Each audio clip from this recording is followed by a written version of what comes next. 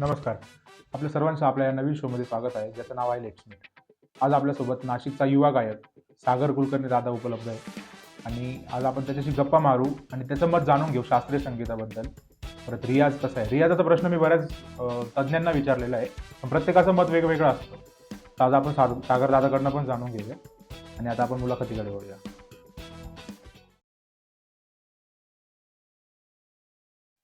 तर आता आपण आपल्या पहिल्या प्रश्नाकडे वळूया. तर दादा, मी तुला पहिला प्रश्न असा विचारतो की तू संगीताची सुरुवात कशी केली? संगीताची सुरुवात माझ्या वडिलांना संगीताची खूप आवड. हां. म्हणजे की शाळेतलं सगळे शाळेचे तास वगैरे सोडून ते भजनाच्या प्रोग्रामला वगैरे जायचे. हां. जिथे कुठे भजन असेल ते ऐकायला जायचे. त्याच्यामुळे त्यांना संगीताची खूप आवड निर्माण झाली आणि नोकरीनिमित्त ते मुंबईला त्यांच्या काकांकडे गेले. अच्छा. तिथे कोकण परंपरा जी आहे आपल्याकडे, ती डबल बारी परंपरा आहे. हां. भजनाच्या बाऱ्या म्हणतो आपण त्याला. तर तिथे वाळवे बुवा यांच्याकडे त्यांनी जायला सुरुवात केली आणि ती भजनाचा बारी प्रकार त्यांना आवडत गेला. त्याच्यातली गायन शैली आवडत गेली. त्याच्यामुळे त्यांना आपसुकच असं वाटलं, की जे आपण शिकू नाही शकलो इतक्या वर्षात, ते आपण आपल्या मुलांना शिकवलं पाहिजे. त्याच्यानंतर मग बाबा नाशिकला आले आणि नाशिकला आल्यानंतर त्यांचा एक इंटरव्ह्यू होता शाळेत, एका शाळेमध्ये शिक्षकासाठीचा.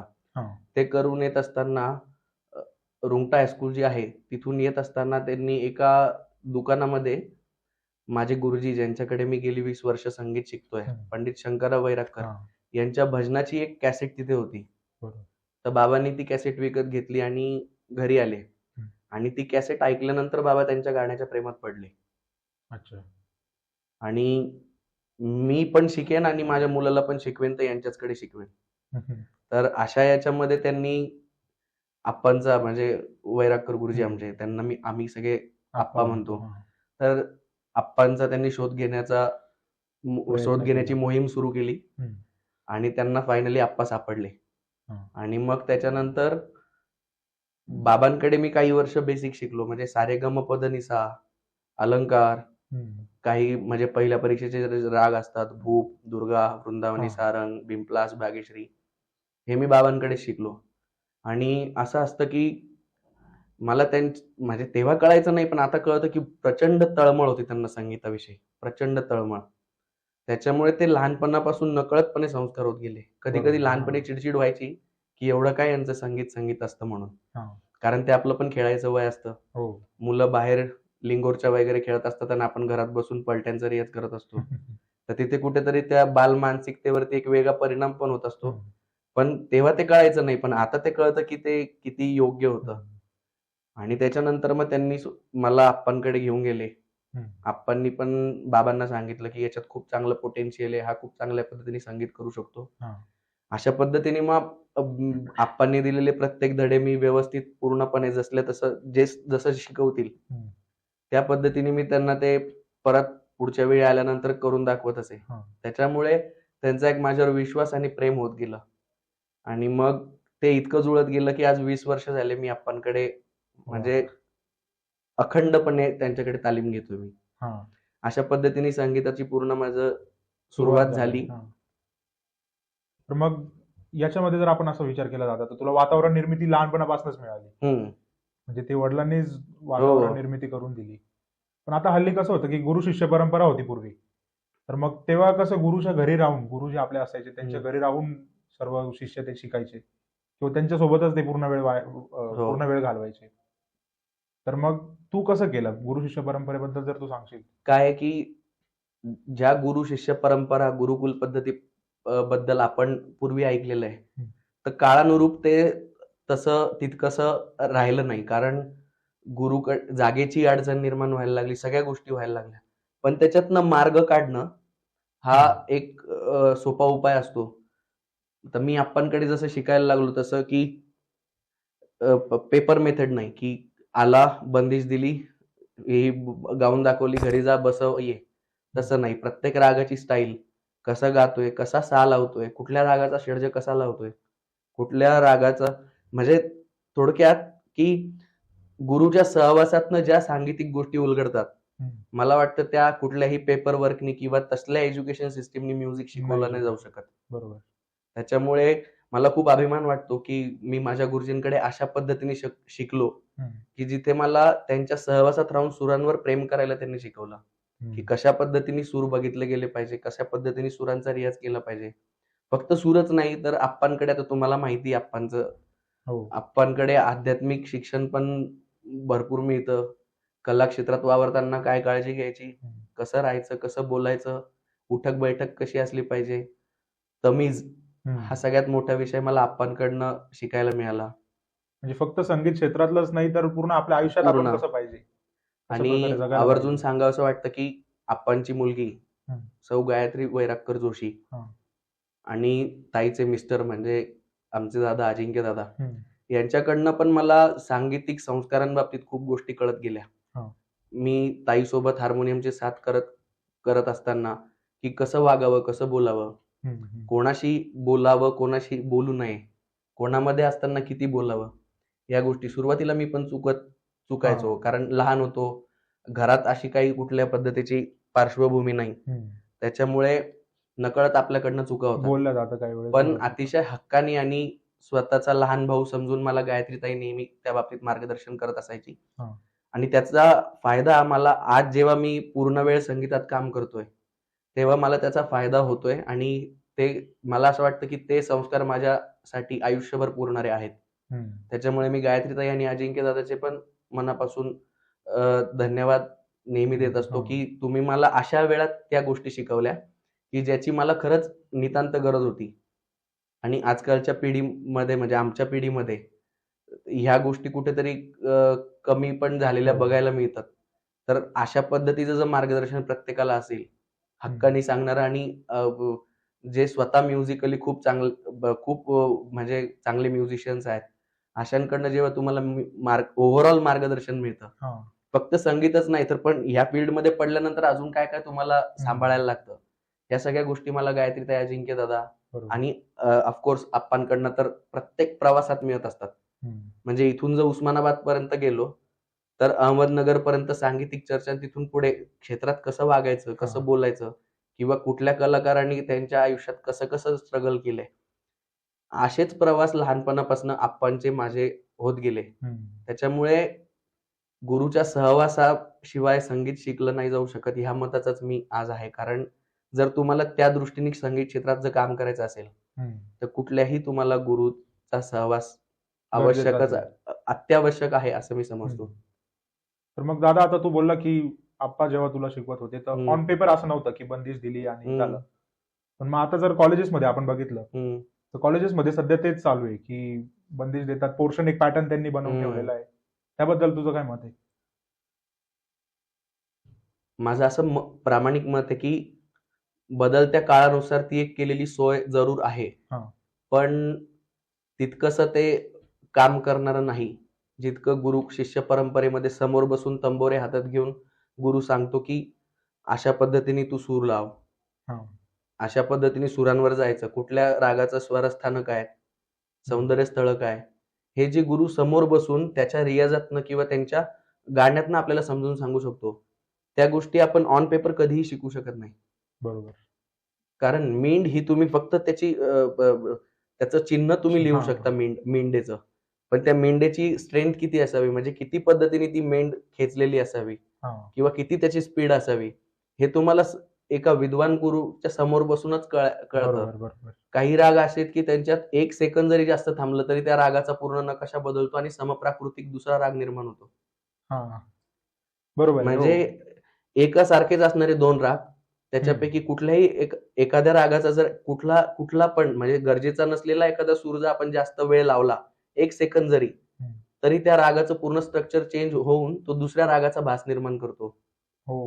इतकं प्रगल्भ, इतकं म्हणजे अफाट शास्त्रीय संगीत आपलं आहे. तर हे मला वाटतं की हे पेपरवर शिकवलंच जाऊ नाही शकत. बरोबर. त्याच्यासाठी विद्वान गुरुच्या समोर बसूनच तुम्हाला ते सिद्ध करायला लागतं. ते म्हणजे गुरूंच्या समोर बसूनच घेऊ शकतो आपण, ते घेऊ शकतो. ऑन पेपर आपण किती प्रयत्न केला तर ते तेवढं शक्य नाही होणार. फक्त ते एक आवड म्हणून ते त्या विद्यार्थ्याची एक सोय असू शकते किंवा लक्षात राहण्यासाठीचा तो एक फॉर्मॅट असू शकतो. आपण कुठे भाषण करायला जाताना की आज मला निदान हे पॉइंट तरी मांडायचे, हा असं आपण जे महत्वाचे मुद्दे म्हणून लिहून ठेवतो, हा तशा पद्धतीने ते होऊ शकतं.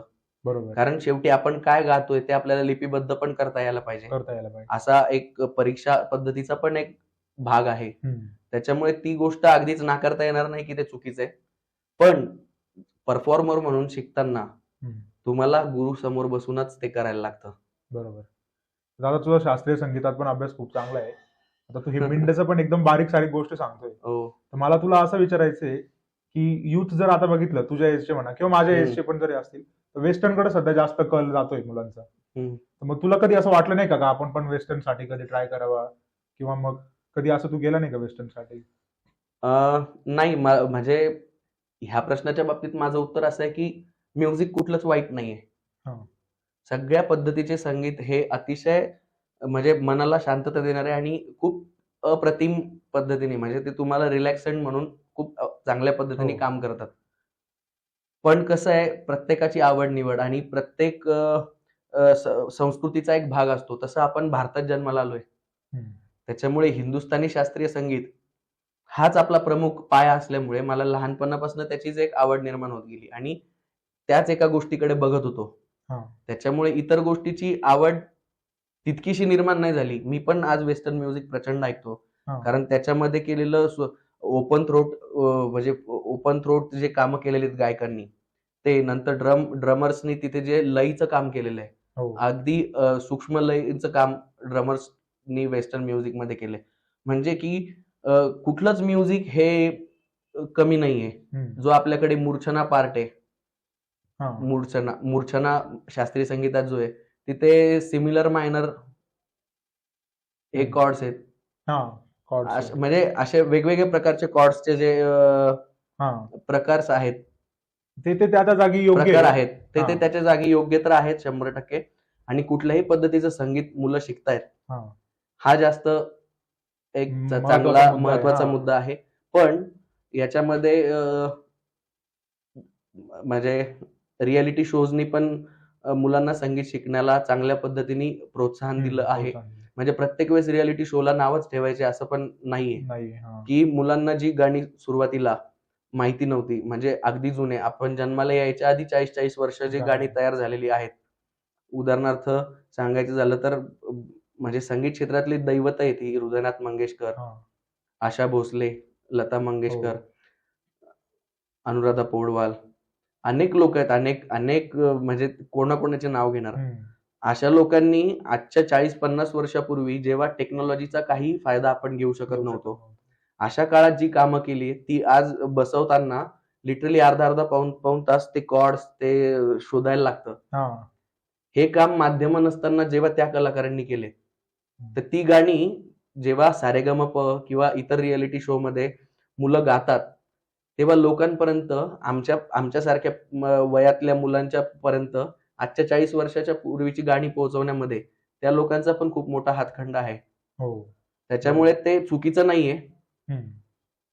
सारेगमप झालं, नंतर कट्यार काळजात घुसलीस हा जो चित्रपट आला आपल्याकडे, त्यांनी मला वाटतं की शास्त्रीय संगीतासाठी एक वेगळी कलाटणी दिली. सर्वसामान्य माणसांना संगीताचे कार्यक्रम ऐकायला भागच पाडला असं म्हणावं लागेल. त्याच्यानंतर अनेक चांगले चांगले चित्रपट संगीतासाठी आले, जे की आता मी वसंतराव पण आलाय. म्हणजे की प्रत्येक स्तरातनं संगीत टिकावं, संगीत जगावं, याच्यासाठी सतत प्रत्येक एका काळात प्रयत्न होतच असतात. त्याच्यामुळे कधी असं होऊ नाही शकत की आता वेस्टर्नचा काळ आलाय किंवा असं. अभिजात शास्त्रीय संगीत हे इतकं मोठं आहे की चंद्र सूर्य तारे आहेत तोपर्यंत हे संगीत टिकणार आणि त्याला पर्यायच नाहीये असं मला वाटतं. त्याच्यामुळे म्युझिक कुठलाही असो, त्याचा अभ्यास तेवढाच. फक्त आपल्या संस्कृतीप्रमाणे मी माझ्यावर लहानपणापासून जे संस्कार झाले त्या संस्कृतीचा पाईक होण्याचा मी प्रयत्न करत असतो. बरोबर. तर दादा, आता आपण कॉलेजेसचा विषय घेतला होता मगाशी, तर त्यामध्ये जे कॉलेजमध्ये किंवा शाळेमध्ये जे इतर शिक्षक आहेत, संगीत क्षेत्रातले जे शिक्षक आहेत, त्यांना आजकाल जर आपण असं बघितलं तर योग्य ते मानधन किंवा कलाकाराला एका म्हणजे आपला त्यांचा जो उदरनिर्वाह करण्यासाठी मिळत नाही ना ते योग्य, आपण त्याला पेमेंट, पगार म्हणू शकतो. तर त्यावर तुझं काय मत आहे? त्या कलाकारांनी किंवा त्या शिक्षकांनी काय करायला वाटतं? त्यांनी काय करायला हवं? खूप म्हणजे महत्वाचा आणि खूप चांगला प्रश्न आहे की अशा पद्धतीने आज आपण सगळ्या गोष्टी फेस करतोय की फक्त कलाकार हा फुकट वापरला जाऊ शकतो अशी एक धारणा लोकांची झाली. झाली ते मेंटॅलिटी सेट होऊन गेली तशी. पण असं नाहीये.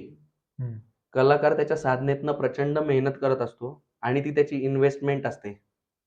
त्याच्यामुळे आज संगीत क्षेत्राकडे वळण्याचं प्रमाण म्हणजे पालक फक्त छंद म्हणूनच आज संगीत क्षेत्राकडे का बघतात, तर याच्यात काय भविष्य आहे? तर याच्यात काय भविष्य आहे हे जोपर्यंत तिथे असणारे 20-25 मुलं किंवा त्याच्यात काम करणारी लोक जोपर्यंत त्याच्यात काम करून व्यवस्थित पुढे उदरनिर्वाह करून पुढे जात नाही, तोपर्यंत लोकांपुढे त्याचा आदर्श राहत नाही. त्याच्यामुळे खूप चांगल्या चांगल्या शाळांमध्ये संगीत शिक्षकाची गरज असते, पण मानधन कमी असतं. सरकारने पण आता ज्या ग्रँटेड शाळा आहेत, सरकार मान्य शाळा, त्याच्यामध्ये संगीत शिक्षकांची भरती पूर्णपणे बंद केली.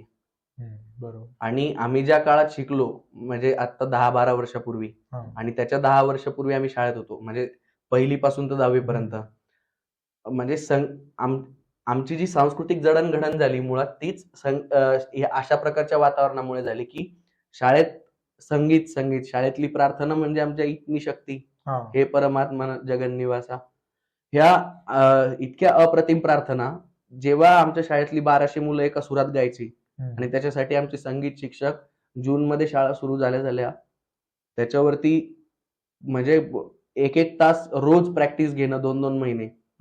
त्याच्यामुळे अगदी आदिवासी समाजाच्या मुलांपासून ते वैदू समाजाच्या मुलांपर्यंत सगळी मुलं सुरात त्या प्रार्थना गायचे. म्हणजे ज्यांना घरात 1% पण सांगीतिक पार्श्वभूमी नाही, 1% पण नाही, अशी मुलं त्या प्रार्थना अगदी सुरेल पद्धतीने गात होते. हे आमच्या संगीत शिक्षकांचं म्हणजे त्यांनी सिद्ध केलेलं त्यांचं काम होतं. अशा पद्धतीने आज जर शाळांमध्ये संगीत शिक्षकच नाहीये तर शाळांची सांस्कृतिक जडणघडण होणार कशी? बरोबर. त्याच्यामुळे तो एक प्रामुख्याने भाग आहे. त्याच्यामुळे सरकारने पण चांगल्या पद्धतीने संगीत शिक्षकांच्या जागा काढायला हव्यात. त्याच्यासाठी योग्य तो क्रायटेरिया त्यांनी नेमून दिला पाहिजे. बरोबर.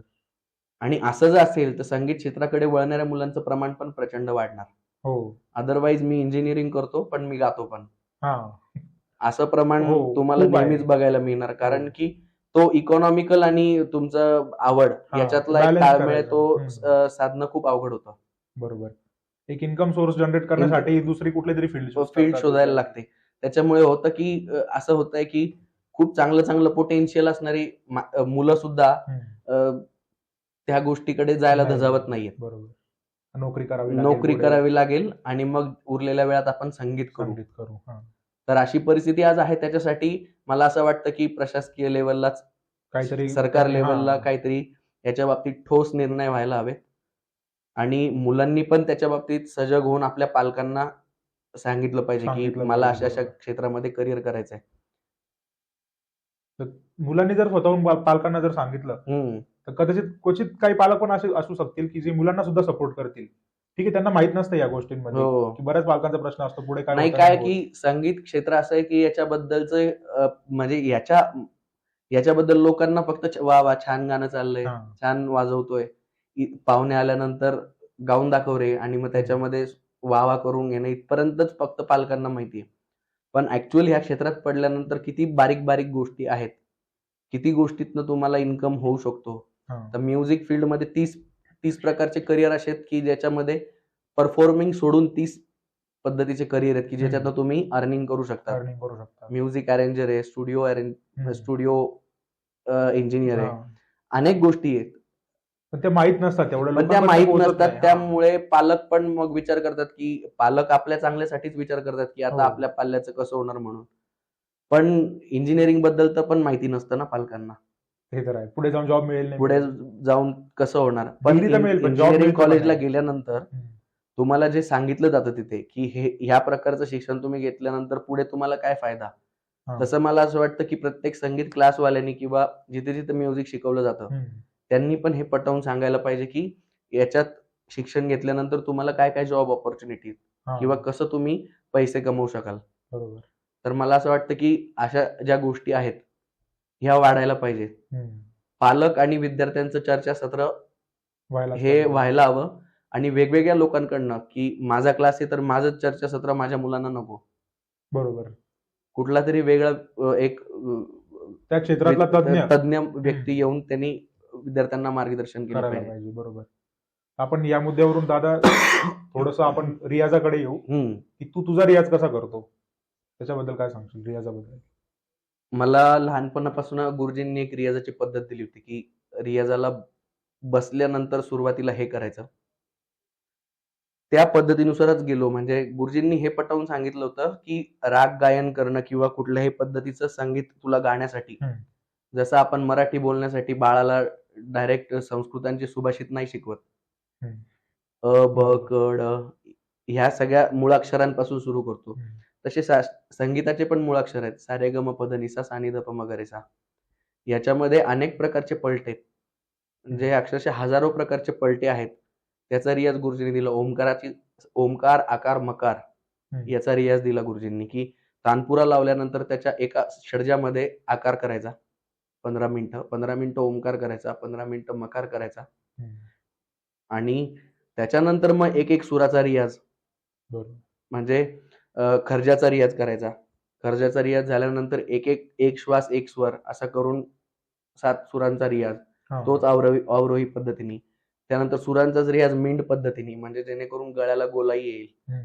म्हणजे काय तर जसं आपल्याला एक चांगला फिट व्यक्ती होण्यासाठी जिमची गरज असते, तसं आपल्या एक चांगला गायक होण्यासाठी, वर्सटाईल म्हणजे प्रत्येक प्रकारचं म्युझिक गाण्यासाठी जर तुम्हाला तयार व्हायचं असेल तर तुमच्या गळ्याची जिम अत्यंत आवश्यक आहे.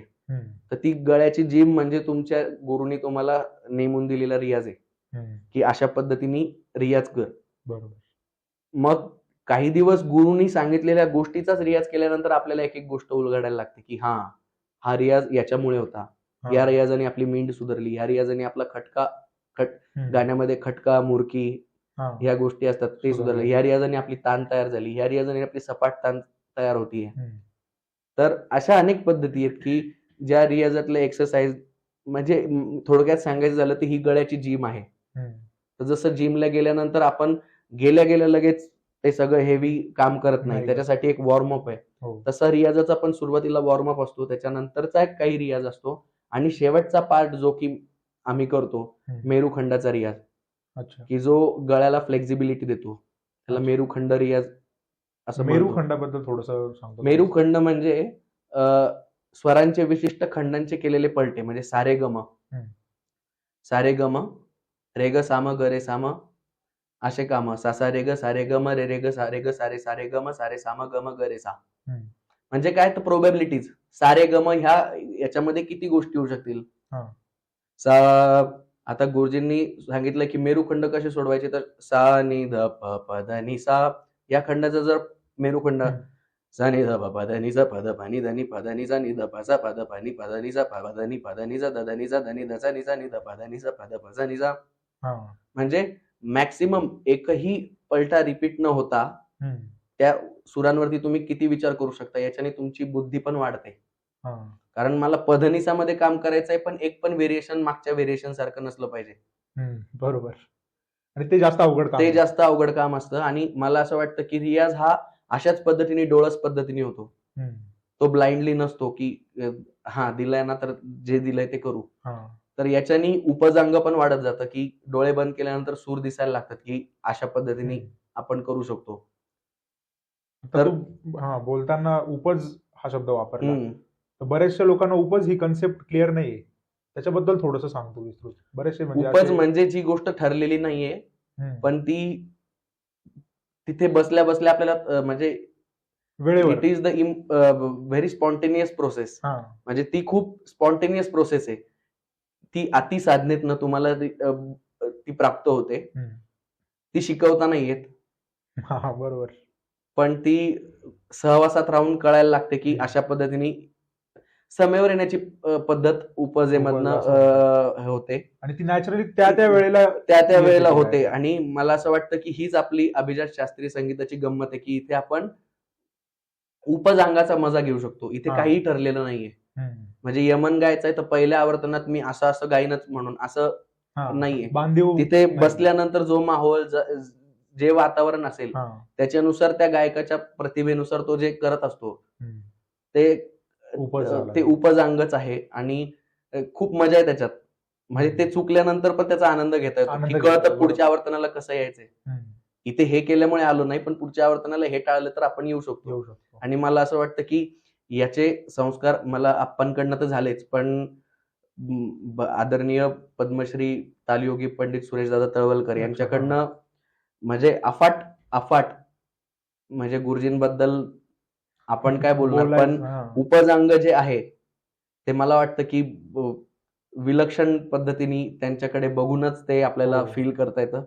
आणि मी जरी त्यांचा शिष्य नसलो तरी त्यांच्या अनेक मुलाखती त्यांच्या अनेक प्रोग्राम मी ऐकलेत. त्याच्यामुळे त्याच्यातनं जे आपल्यावर संस्कार होत गेले त्याच्यामुळे ते गाण्यात वापरायला मला त्यांच्यामुळे इन्स्पायर झालो मी की अशा पद्धतीने सरगमचं काम करून आपण उपज करू शकतो. तर ही आदरणीय गुरुजींची पूर्ण भारताला मिळालेली देण आहे संगीताच्या बाबतीत.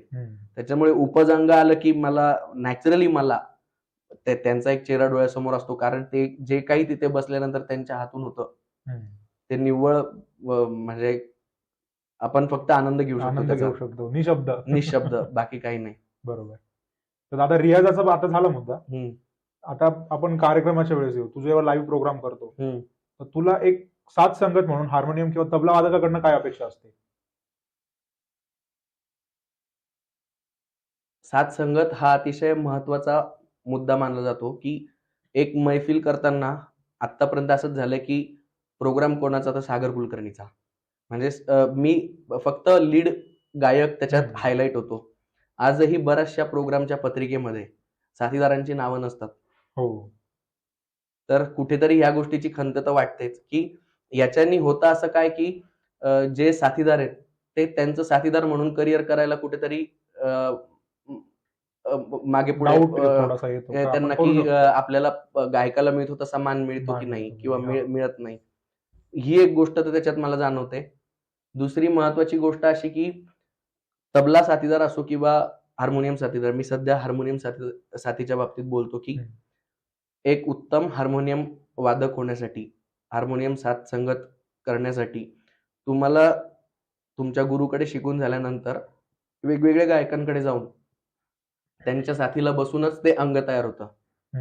म्हणजे कुठलाच गुरु साथ अशी कर म्हणून शिकवू नाही शकत कारण प्रत्येकाची गाण्याची शैली वेगळी, प्रत्येकाला साथ संगतीकडनं असलेल्या अपेक्षा वेगळ्या. बरोबर. त्याच्यामुळे कुठलाही हार्मोनियम वादक जेव्हा तो त्याची गुरुकडची तालीम होत असते त्याचबरोबर त्यांनी वेगवेगळ्या घराण्यांच्या वेगळ्या शैलीच्या गायकांकडे जाऊन साथ संगतीसाठी बसलं पाहिजे. बरोबर. पण आज अनफॉर्च्युनेटली आपल्याकडे तरी असं आहे की असं कोणीच करत नाहीये. म्हणजे प्रोग्राम सगळ्यांना हवेत फक्त शिकायचं नाहीये त्या पद्धतीने. म्हणजे ह्या गोष्टीला खूप चांगलं हे होऊ शकतो. आता माझी अपेक्षा अशी असते की निदान मी थांबल्यानंतर जे काम मी आधी केलंय तेच हार्मोनियम वादकाने त्याच्या हार्मोनियम मधनं केलं पाहिजे किंवा तसं न करता त्या अनुषंगाने काहीतरी वाजवलं पाहिजे. पण आज बघायला मिळणाऱ्या गोष्टी अशा की हार्मोनियम साथीदारांमध्ये पण कॉन्फिडन्स नसतो, गायकांनी गायलेल्या गोष्टी लक्षात नसतात किंवा काय माहिती नाही, पण भाता असा मारतात की ते साथ संगत वाटतच नाही, सूरच ऐकू येत नाही. माईक साऊंडचा आवाज माईकचा आवाज जाणून बुजून कमी करायला सांगतात. नंतर बंदिशी उचलता येत नाही, वेगवेगळ्या निकासाच्या ज्या बंदिशी असतात त्या उचलता येत नाही, त्याच्यावरती सोडलं तर लय टिकत नाही, वाजवता येत नाही त्याच्यावरती. तर एक परिपूर्ण साथीदार होण्यासाठी तुम्हाला ह्या सगळ्या गोष्टींची फार काळजी घ्यायला लागते आणि मेहनत करावी लागते त्याच्यावरती की प्रत्येक जण 9व्या मात्रेच्याच निकासाला येत नसतो ना.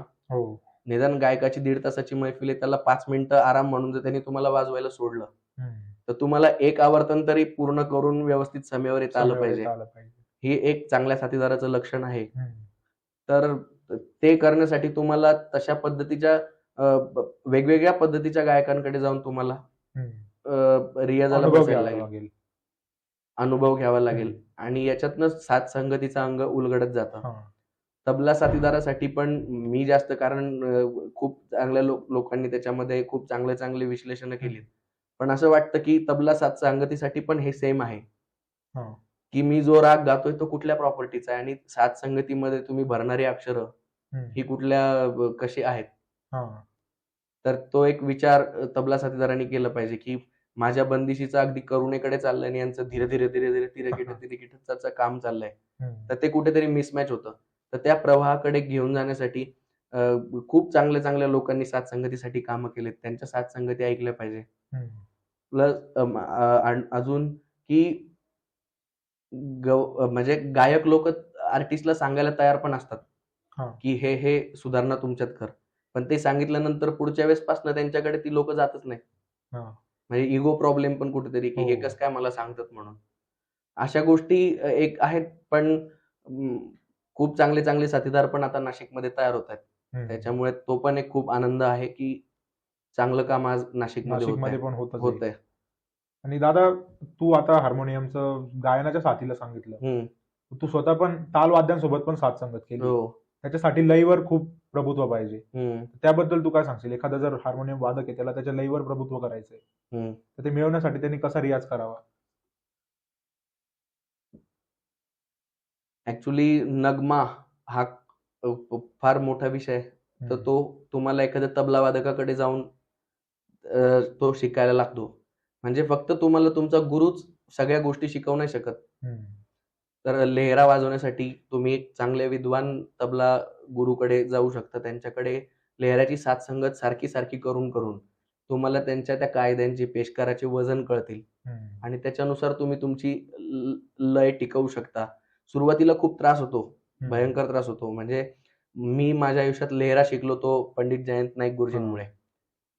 तर सुरुवातीला मी गुरुजींच्या अनेक वर्ष शिव्याच खाल्ल्या, पण त्याचा नकळत परिणाम असा होत गेला, की मला त्याची क्युरिओसिटी निर्माण झाली, की काय येत नाही हे 3 तालात खंड जाती म्हणजे कशा अंगाने जातो, 3 तालात मिश्र जाती म्हणजे कशा अंगाने जातो, तिसरं जाती म्हणजे कसं जातो. तर ह्या गोष्टीची क्युरिओसिटी निर्माण झाली आणि जेव्हा मग रियाजा व्यतिरिक्त गुरुजींशी बोलायचो, तेव्हा ते सांगायचे की अशा अशा अंगाने जायला पाहिजे म्हणून. त्याच्यामुळे आदरणीय नाईक गुरुजींमुळे मला ती गोष्ट खूप चांगल्या पद्धतीने समजली आणि त्याचं क्रेडिट पूर्णपणे मी त्यांना देतो. आणि आता मगाशी दादा तू बोलला की नाशिकमध्ये कलाकार तयार होत आहे, हो, तर त्यांच्यासाठीच तू पण एक प्लॅटफॉर्म म्हणू शकतो आपण त्याला, एक कार्यक्रम नियोजित करतो. त्याच्याबद्दल थोडंसं आपल्या व्ह्युअर्सला सांग. म्हणजे नाशिक मधले जे संगीत प्रेमी आहे, त्यांच्यासाठी पण एक चांगली एक तू कन्सेप्ट आणलेली, त्याच्याबद्दल थोडंसं विस्तृत सांग. नाही, ऍक्च्युली झालं असं आहे की नाशिकमध्ये खूप चांगले चांगले स्टेजेस आहेत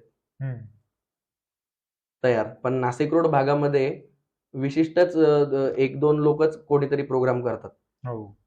तर त्याच्यामध्ये होतं असं की कधी कधी तो राजकारणाचे बळी पण आपण पडतो, की नाशिकमध्ये प्रोग्राम असतात आणि ते आपल्याला माहिती नसतात. म्हणजे चांगले चांगले नाशिक रोड मध्ये पण कलाकार आहेत, पण त्यांना अशा प्रकारच्या कुठल्याच गोष्टीची कल्पना नसते की नाशिकमध्ये एवढा चांगला प्रोजेक्ट चालू आहे आणि त्याच्यात संधी पण मिळत नाही. त्याच्या मागे कारण काय आहेत ते म्हणजे त्याच्यात न पडलेलं बरं. पण अशा पद्धतीने होत असतं. ह्या सगळ्या गोष्टीला कुठेतरी म्हणजे टाळायचं म्हणून मी स्वतःची एक संस्था स्थापन केली, स्वरांगण संगीत प्रतिष्ठान म्हणून. आणि हे सगळं करत असताना मला प्रेरणा पूर्ण आमच्या गुरुजींचीच, पंडित शंकरराव वैरागकर, ज्यांनी निफाड कारखान्यावरती राहून ते आणि मी ज्यांच्याकडे तबल्याचं 4 वर्ष शिक्षण घेतलं ते पंडित व्यंकटेश ढवण गुरुजी, की ह्या लोकांनी जेव्हा यांच्याकडे गाड्या नव्हत्या तेव्हा सायकलवर तबला पेटी घेऊन खेडोपाडी जाऊन त्यांनी संगीताचा प्रचार प्रसार केला, निस्वार्थपणे, कोणाकडनं 1 रुपयाची अपेक्षा करायची नाही. ज्या काळात लोकांना फक्त काड्याची पेटी माहिती होती, त्या काळात लोकांना जाऊन हार्मोनियम म्हणजे पेटी हे त्यांनी इंट्रोड्यूस केलं.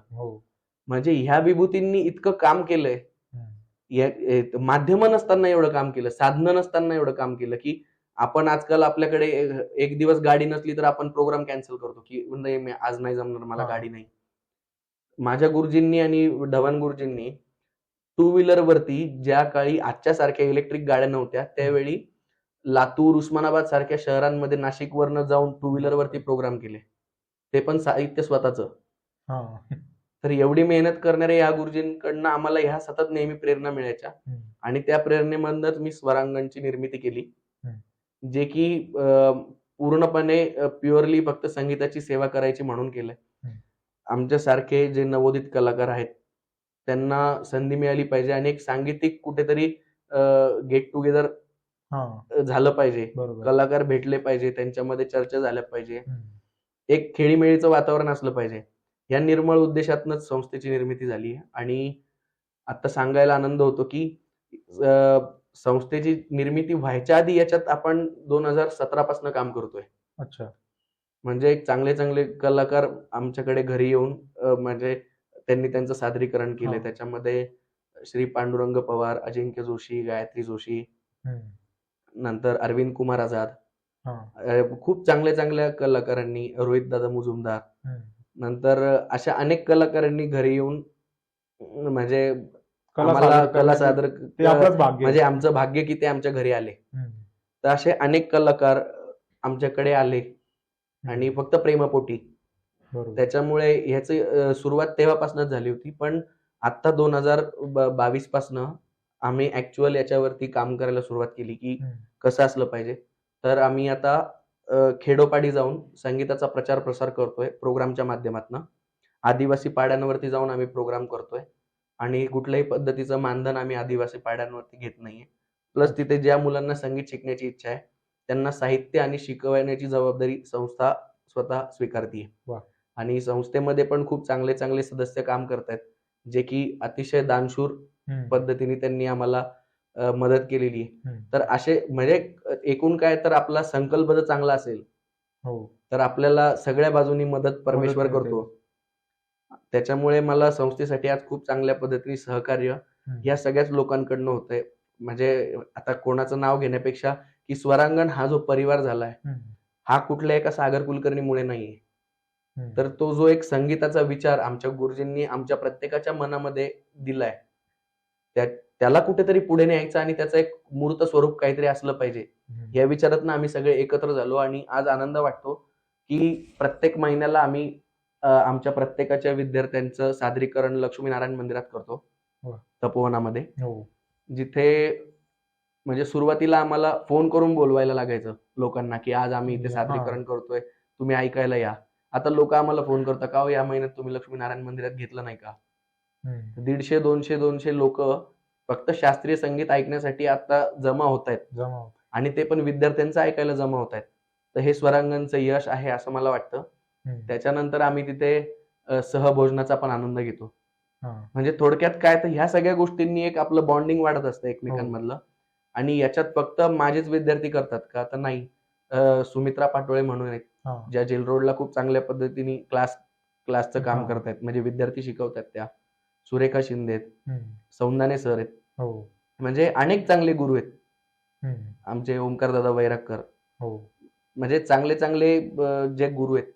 तर ते त्यांच्या मुलांना असं कुठेतरी एक हक्काचं प्लॅटफॉर्म असलं पाहिजे. तर ते मी नाही देते तर काहीतरी इनिशिएटिव्ह कोणीतरी घेतलं पाहिजे म्हणून मी ते सुरू केलंय. आणि आज त्याला अतिशय चांगला रिस्पॉन्स आहे. दर 3 महिन्याला कुठला तरी पाहुणा कलाकार आपण बोलवतो बाहेरून आणि त्याचं सादरीकरण ऐकून आपले मुलं पण म्हणजे माझ्यासह सगळे इन्स्पायर पण होतात ना की आज बाहेरच्या ठिकाणी कसं संगीत चाललंय, काय लेवलला काम चाललंय. तर ह्या सगळ्या याच्यातनं ते एक चांगलं स्वरूप त्याला मिळतंय. आणि सांगायला आनंद होतो की आता 1 वर्ष पूर्ण होत आहे आणि तेव्हा आम्ही असा निर्णय घेतला की आता दरवर्षी आपण स्वरांगण संगीत महोत्सव म्हणून नाशिकला महोत्सव करायचा. अच्छा, वा. तर ह्या स्वरांगण मधनं आम्ही ह्या सगळ्या चांगल्या उपक्रमांची एक मुहूर्तमेढ केलेली आहे. या निमित्ताने मी आपल्या सर्व व्ह्युअर्सना सांगू इच्छितो की आपल्या दैनंदिन आयुष्यात पण अशा अनेक गोष्टी असतात की ज्या आपल्याला समजत नसतात, कळत नसतात, तरी पण आपण त्या करत असतो. त्या पद्धतीनेच तुम्ही शास्त्रीय संगीताकडे दुर्लक्ष न करता त्या संगीताचा एक भाग होण्याचा प्रयत्न करा. एक श्रोता म्हणून तिथे जाऊन बसा, त्या सुरांचा आनंद घ्या. सुरुवातीला तुम्हाला कळणार नाही, पण काही दिवसानंतर तो तुम्हाला त्याच्यातल्या एक एक गोष्टीचा आनंद घेऊ शकाल. कारण संगीत हे फक्त एक म्हणजे काहीतरी चालू आहे, त्याचं चांगलं वाटतं ऐकायला एवढंच नसून तुम्हाला आजच्या तणावपूर्ण जीवनातलं ते एक औषध आहे.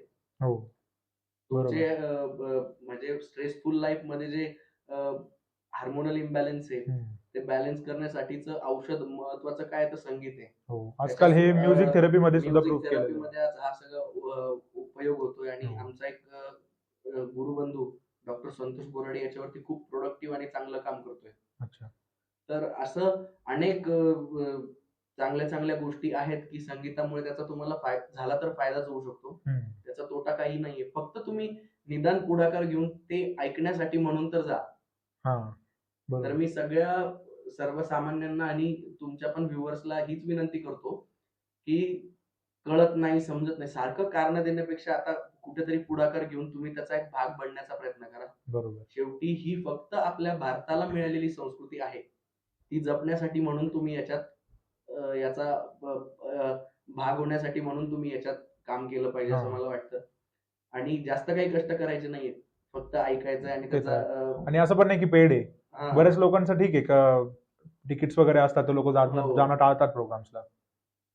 तर ते पण एक चांगल्या पद्धतीने असे जे उपक्रम झाले त्याच्यात निदान हजेरी लावून तुम्ही प्रोत्साहन त्या संस्थांना, त्या कलाकारांना द्या, जेणेकरून पुढच्या वेळेस त्यांना कार्यक्रम करताना हुरूप येईल.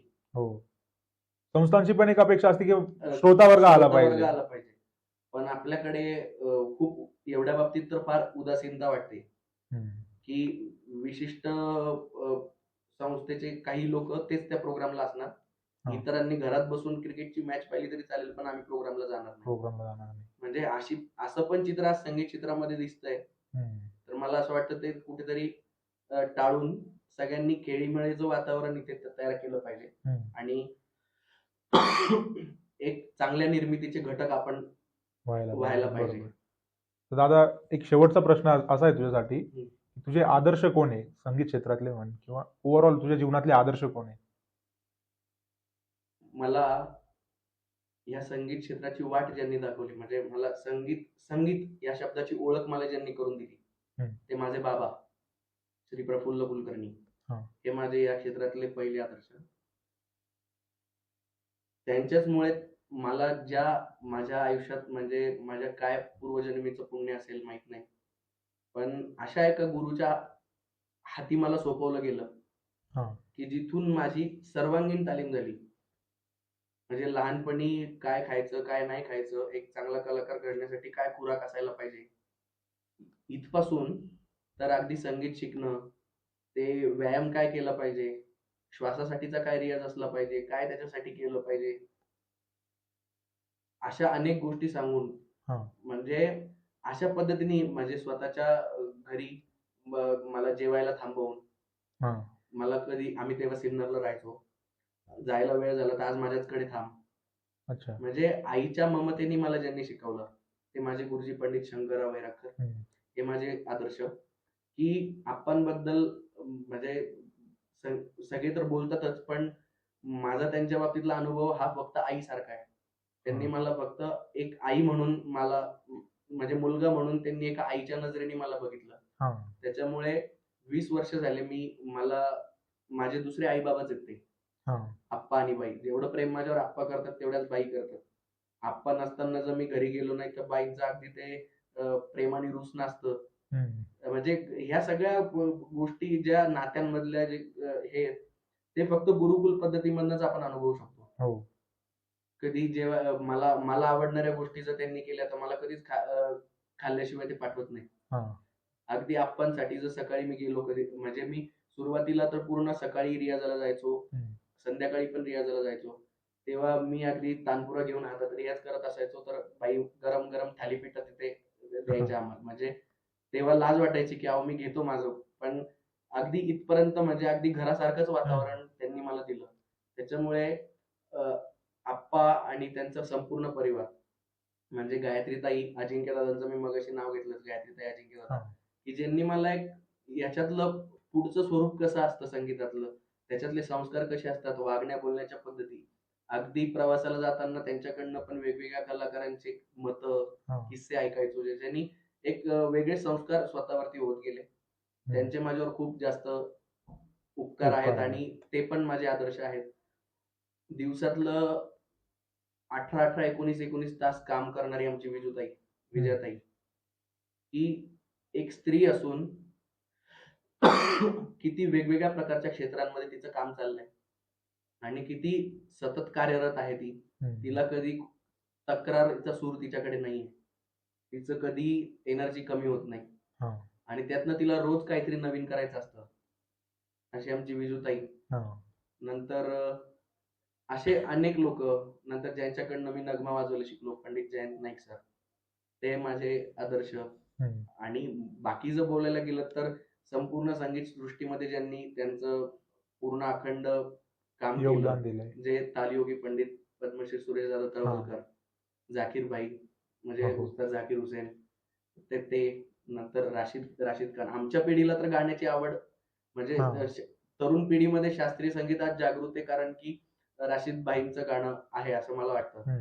त्याच्यानंतर पंडित व्यंकटेश कुमार, आरतीताई अंकलीकर, बेगम परवीन सुलताना, अनेक लोक कोणाकोणाचे नावं घेणार, उस्ताद आमिर खान साहेब, त्याच्यानंतर भीमसेनजी, बडे गुलाम अली खान साहेब, सलामत अली खान साहेब, जगदीश प्रसादजी, ही प्रत्येकामधनं घेण्यासारखं काय काय, ज्यांच्याकडे मला 2.5-3 वर्ष ऑनलाईन शिकण्याचा योग आला, असे आमचे गुरुजी पद्मविभूषण पंडित अजय चक्रवर्ती गुरुजी. अच्छा.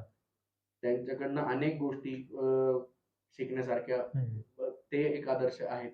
आणि म्हणजे प्रातिनिधिक स्वरूपात तर मी फक्त यांची नावं घेतली, बाकी संपूर्ण संगीत सृष्टीमध्ये म्हणजे आमचे प्रवास, ज्यांचे म्युझिक ऐकून झाले, ज्यांच्या संगीताने आम्हाला आप्पांनी सांगितलं की हे जर कळलं तर तुम्हाला संगीत कळलं, ते शिवजी हरिजी, शिवकुमार शर्मा, हरिप्रसाद चौरसिया, अमजद अली खान साहेब, शाहिद परवेज भाई, म्हणजे अशा लोकांच्या संगीतामधनं आम्ही वाढलो, तर ते आमचे आदर्श आहेत, म्हणजे माझे आदर्श आहेत.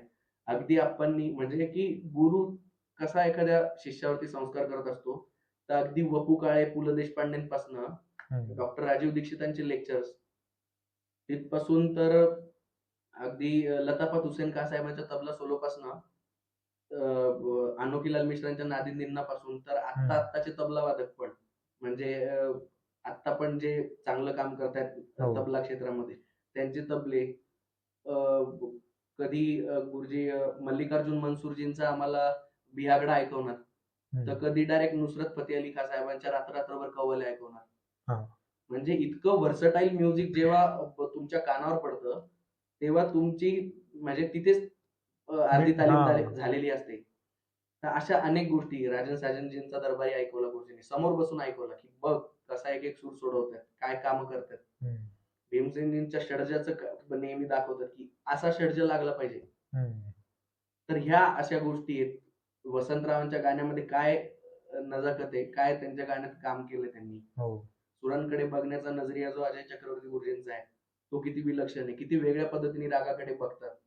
तर ह्या गोष्टी मला असं वाटतं की गुरु सोबतचा सहवास, त्यांच्यासोबतचे प्रवास, त्यांच्यासोबत राहून राहून राहून राहून ज्या गोष्टी उलगडत गेल्या ना, त्याच्यामुळे माझे गुरु तर माझे आदर्श आहेत. पण ही सगळी लोक ज्यांचं म्युझिक आम्हाला गुरुजींनी ऐकवलं, ते तर फारच म्हणजे नेक्स्ट लेवल, अप्रतिम आहे. आणि त्याच्यामुळे खरं तर संस्कारित होत गेलो आणि याच्यामध्ये काम करण्याची प्रेरणा मिळत गेली.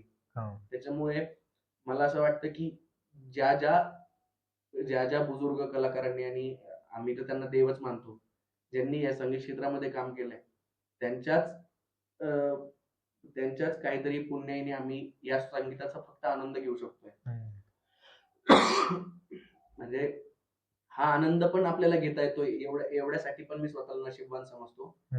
आणि खूप मजा येते या क्षेत्रात काम करताना. धन्यवाद दादा, तू तुझी वेळ दिली आम्हाला, आणि मलाही खूप छान वाटलं तुझ्याशी बोलून. बऱ्याच गोष्टींवर आपली चर्चा झाली, रियाजाबद्दल किंवा कॉलेजमध्ये शिक्षण पद्धती. तर व्ह्युअर्सला पण बऱ्याचशा गोष्टी मिळाल्या असतील नवीन शिकायला. तर तुझे खूप खूप धन्यवाद, तू आम्हाला वेळ दिलीस. मला तुमच्या युट्यूब चॅनलसाठी तुम्ही एवढं मला मान दिला, त्याबद्दल मी तुमचे पण मनपूर्वक आभार मानतो. आणि तुम्ही करत असलेला उपक्रम अतिशय, म्हणजे याच्यातनं तरुणाई इन्स्पायर होते काम करायला. आमच्यासारखे जे मुलं आहेत की ज्यांची द्विधा मनस्थिती आहे, म्हणजे माझी नाहीये पण इतरांची असते की करावं की नको करू, किंवा केलं तर मग साइड बाय साइड करू, अशी ज्यांची द्विधा मनस्थिती आहे, त्यांचे कुठेतरी मत चेंज करण्यासाठी तुमचं चॅनल आणि तुम्ही खूप अप्रतिम काम करत आहात. तुमच्या चॅनलच्या अनेक मुलाखती मी ऐकतो, हा. त्याच्यामुळे त्याच्यातनं होणार तर तरुणाईला आणि इतर अनेक लोकांना त्याच्यातनं फायदाच होतोय. त्यामुळे तुम्ही हे जे इनिशिएटिव्ह घेतलंय ते निरंतर चालू राहो आणि त्याच्यातनं पण तुम्हाला खूप चांगल्या पद्धतीचं यश मिळो, याच तुमच्या चॅनलला मी शुभेच्छा देतो. थँक्यू दादा, थँक्यू. धन्यवाद. खूप खूप धन्यवाद. आपल्या सर्वांना व्ह्युअर्सला मी सांगू इच्छितो की सर्वांनी ही मुलाखत शेअर करा आणि आपला एक असा संगीतप्रेमी मित्र किंवा नातेवाईक कोणी असो, त्यांच्यापर्यंत जर तुम्ही ही मुलाखत पोहोचवू शकता तर त्यांना नक्कीच काहीतरी या मुलाखतीमधून शिकायला मिळेल. ही मुलाखत शेअर करा, लाईक करा आणि YouTube चॅनलला सबस्क्राईब करा. धन्यवाद.